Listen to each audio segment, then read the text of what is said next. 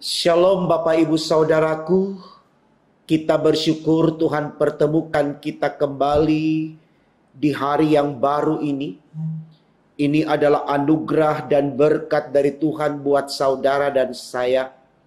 Maka mari kita yang mensyukuri akan kebaikan Allah ini. Kembali kita bawa kesediaan kita untuk menerima firman-Nya di perenungan pagi hari ini. Kita awali dengan doa saudaraku, mari kita berdoa. Tuhan Yesus, terima kasih karena Engkau sudah memberkati kami dari waktu ke waktu. Kami boleh ada di hari ini itu karena kebaikan Tuhan berlaku di dalam kehidupan kami.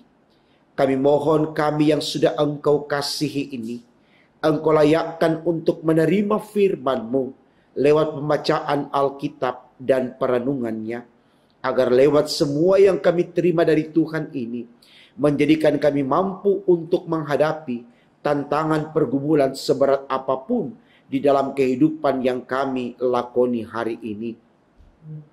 Untuk apa yang kami minta ini Tuhan, berfirman-Lah, karena kami sedia mendengarkannya. Demi Yesus Tuhan kami. Amin. Saudaraku, bacaan Alkitab kita di pagi hari ini terambil dari kitab 1 Samuel 17 ayat 1 hingga 11. Demikian firman Tuhan. Orang Filistin mengumpulkan tentaranya untuk berperang. Mereka berkumpul di Soko yang di tanah Yehuda dan berkemah antara Soko dan Aseka di Efes Damim. Saul dan orang-orang Israel juga berkumpul dan berkemah di lembah Terbantin. Mereka mengatur barisan perangnya berhadapan dengan orang Filistin. Orang Filistin berdiri di bukit sebelah sini dan orang Israel berdiri di bukit sebelah sana. Dan lembah ada di antara mereka. Lalu tampillah keluar seorang pendekar dari tentara orang Filistin yang namanya Goliat dari Gat. Tingginya 6 hasta sejengkal, ketopong tembaga ada di kepalanya, dan ia memakai baju zirah yang bersisik. Berat baju zirah ini 5.000 shikal tembaga. Dia memakai penutup kaki dari tembaga, dan di bahunya ia memanggul lembing tembaga. Gagang tombaknya seperti pesa tukang tenun, dan mata tombaknya itu 600 shikal besi beratnya. Dan seorang pembawa perisai berjalan di depannya.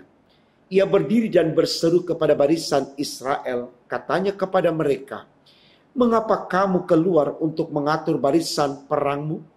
Bukankah aku orang Filistin dan kamu adalah hamba Saul? Pilihlah bagimu seorang dan biarlah ia turun mendapatkan daku. Jika ia dapat berperang melawan aku dan mengalahkan aku, maka kami akan menjadi hambamu. Tetapi jikalau aku dapat mengungguli dia dan mengalahkannya, maka kamu akan menjadi hamba kami dan takluk kepada kami." Pula kata orang Filistin itu, "Aku menantang hari ini barisan Israel, berikanlah kepadaku seorang supaya kami berperang seorang lawan seorang." Ketika Saul dan segenap orang Israel mendengar perkataan orang Filistin itu, maka cemaslah hati mereka dan sangat ketakutan. Saudaraku, tema renungan kita di pagi ini dituliskan demikian dalam Sabda Bina Umat, sakti dan teruji di tengah ancaman. Sakti dan teruji di tengah ancaman.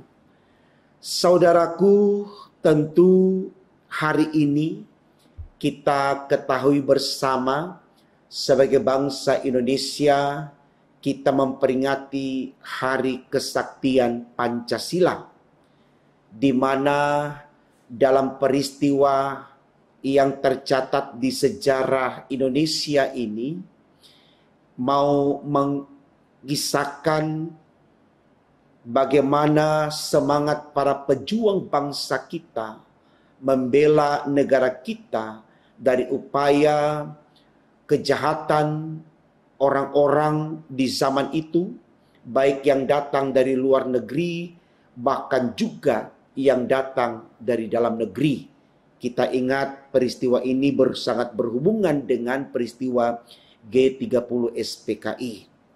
Nah, saudara-saudaraku, tentu kalau kita mau angkat kisah itu dan kita refleksikan kembali pada saat ini, maka yang tergambar dalam cerita itu sebuah perjuangan yang penuh dengan kegigihan, semangat yang luar biasa yang dibangun dalam keyakinan bahwa kekuatan yang mereka miliki atau kekuatan manusia Indonesia atau rakyat Indonesia akan membawa mereka keluar dari derita yang luar biasa tersebut.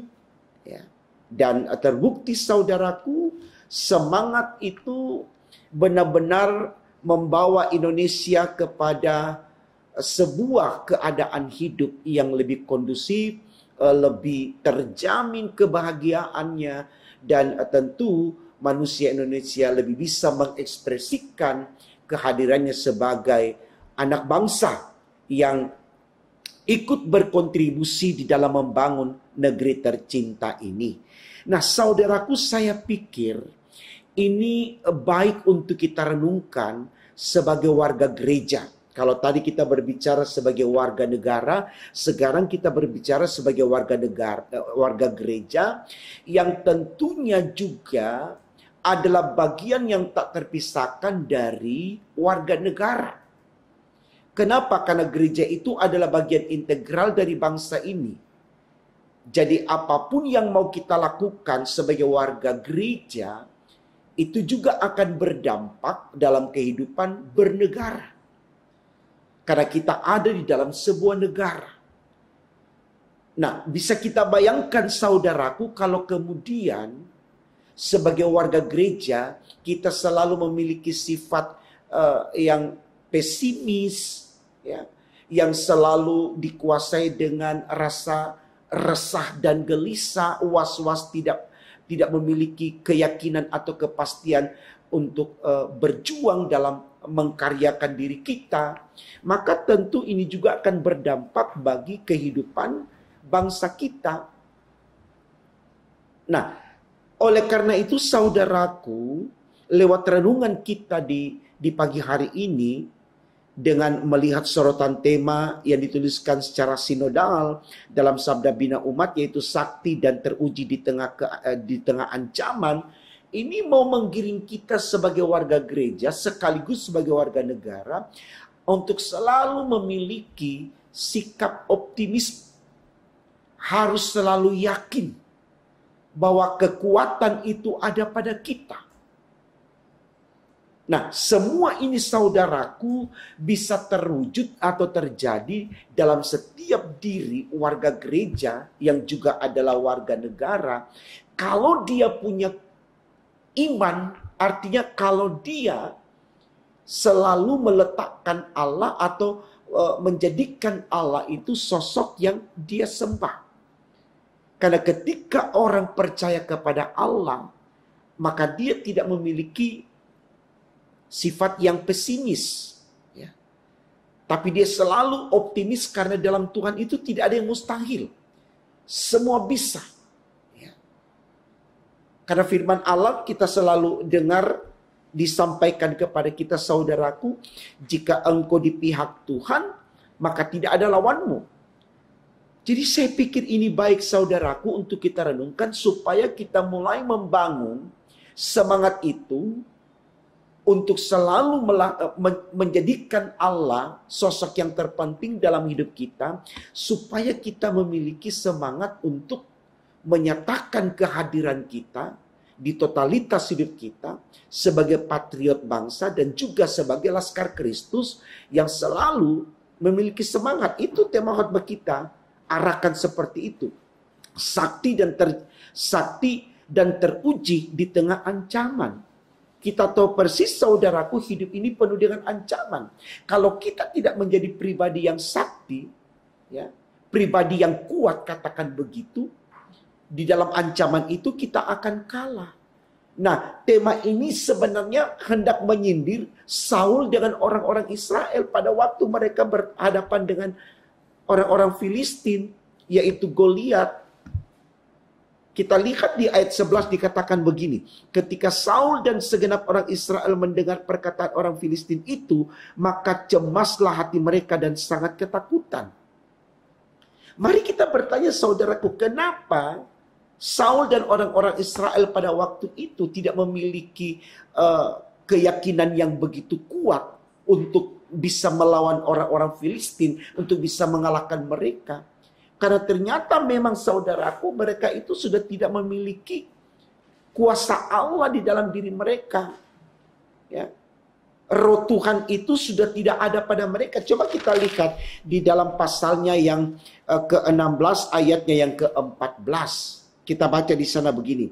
Tetapi roh Tuhan telah mundur daripada Saul dan sekarang ia diganggu oleh roh jahat yang daripada Tuhan. Jadi Tuhan sudah tidak lagi bersama dengan Saul, tetapi yang ada pada Saul itu roh jahat yang datang daripada Tuhan. Sehingga ketika Saul berhadapan dengan sesuatu yang mengancam, dia gentar, dia takut, dia gelisah. Dia menjadi sosok yang pesimis. Dia tidak bisa mengontrol dirinya lagi.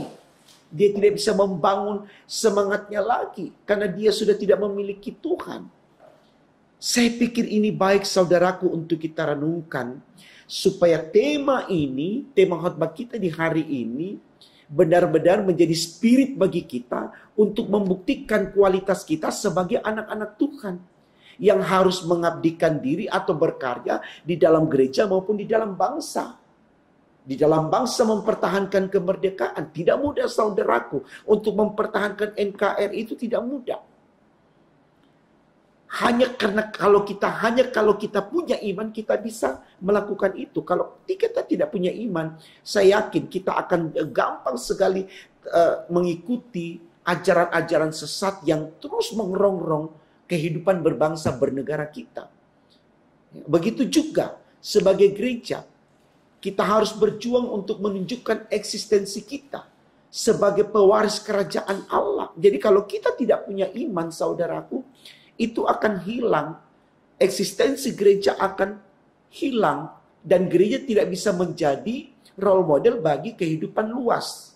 Gereja tidak bisa menjadi sarana spirit bagi manusia secara keseluruhan untuk menyembah Allah. Jadi ini tugas kita, saudaraku. Memiliki keyakinan yang kuat untuk mampu memerangi hidup ini. Nah, itu sekali lagi satu-satunya kalau kita punya iman, ya. Itulah kekuatan kita. Jadi saya pikir sekali lagi saudaraku ini baik, apalagi di masa-masa sekarang ini. Kita sadar betul tantangan manusia yang hidup di zaman sekarang ini tidak mudah. Ya.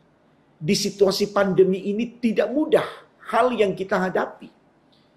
Tidak sedikit orang yang kehilangan pekerjaan, tidak sedikit orang yang kehilangan pendidikannya, tidak sedikit orang yang kehilangan hartanya, orang-orang yang dia cintai.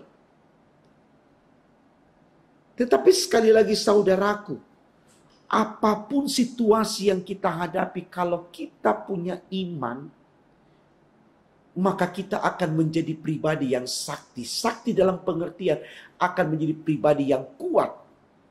Yang bisa tetap eksis dalam eksistensi kita sebagai apapun. Karena itu selalu menjadi spirit. Jadi tema kita ini sangat relevan dengan yang dibutuhkan oleh manusia sekarang. Bahwa kita harus memiliki kekuatan itu. Karena kalau tidak, kita akan kalah. Bukan saja kalah oleh corona, tapi kalah juga oleh tantangan-tantangan hidup yang lain. Jadi mari saudaraku, belajar dari Saul dan orang Israel pada zaman itu, ya, kita bangun iman kita. Supaya ketika kita berhadapan dengan tantangan yang besar seperti apapun, kita tidak gelisah, kita tidak takut seperti yang dialami Saul dan orang-orang Israel pada waktu itu. Karena tema khotbah kita sudah katakan, kita ini orang yang sakti dan sangat teruji kesaktian kita. Di tengah ancaman sekalipun, kita tetap menjadi kekuatan. Kita memiliki kekuatan untuk mengalami kemenangan. Dan kekuatan kita itu adalah Tuhan. Dan untuk memiliki Tuhan sekali lagi, kita harus beriman. Karena iman itu adalah jalan bagi kita untuk mengakui Allah. Yang walaupun tidak kelihatan, tapi kita selalu akui eksistensinya. Ibrani 11 ayat 1. Iman adalah dasar dari segala sesuatu yang kita harapkan dan bukti dari segala sesuatu yang tidak kita lihat. Mari saudaraku, kita bangun iman kita dengan yakin percaya. Dengan iman itu kita kuat. Dan dengan kekuatan itu kita menang. Dan dalam kemenangan itu kita menyenangkan hati Tuhan. Dan orang yang menyenangkan hati Tuhan pasti Tuhan bawa ke sorga. Selamat membuktikan saudaraku. Tuhan Yesus memberkati firman-Nya. Amin. Mari kita berdoa. Terima kasih Tuhan karena Engkau sudah berkati kami di pagi ini. Dengan semangat yang Kau berikan kepada kami yakin kami akan selalu bersedia untuk mengakui Engkau sebagai Allah kami yang hidup lewat iman kami kepada Kristus Yesus. Berkati terus kami Tuhan dengan apa yang ada pada kami, agar kami tetap menjadikan semuanya itu sarana penyemangat bagi kami untuk tidak pernah takut untuk hal apapun. Berkati bangsa kami yang sudah berjuang untuk melawan segala macam bentuk pemberontakan baik dari dalam maupun dari luar. Biarlah bangsa kami dengan kekuatan manusia Indonesia yang beriman menjadikan bangsa kami tetap menjadi bersatu bersama sebagai bangsa Indonesia demi untuk kemuliaan nama-Mu. Terima kasih Tuhan, kami siap melangkah hari ini dalam keyakinan Tuhan bersama dengan kami. Ampunkan segala dosa kami, dengarkan doa kami, sempurnakan dan kabulkan. Karena kami berdoa hanya dalam nama Tuhan Yesus, Allah kami yang hidup. Haleluya, puji Tuhan. Amin.